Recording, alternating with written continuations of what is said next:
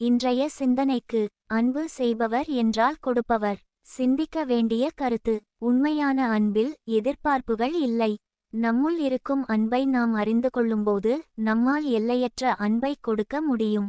மற்றவர்கள் அன்பை திரும்ப வெளிப்படுத்தினாலும் அல்லது வெளிப்படுத்தாவிட்டாலும் உண்மையான அன்பானது தொடர்ந்து சுயநலமின்றி கொடுப்பதற்கு நமக்கு உதவி செய்கின்றது. செயல்முறை: இன்றைய நாள் நான் எனக்குள் இருக்கும் அன்பை அறிந்து கொண்டு மற்றவர்களுடன் அன்பை பகிர்ந்து கொள்ளும் நாளாக இருக்கட்டும். என் வாழ்க்கையில் சம்பந்தப்பட்டவர்களிடம் என்னுடைய அன்பை வெளிப்படுத்தும் ஒரு செயலையாவது நான் செய்வதை உறுதிப்படுத்திக் கொள்வதோடு, என்னுள்ளிருந்து வெளிப்படும் அன்பானது என்னைச் சுற்றி உள்ளவர்களிடமும் பரவுவதை நான் உணர்வேன்.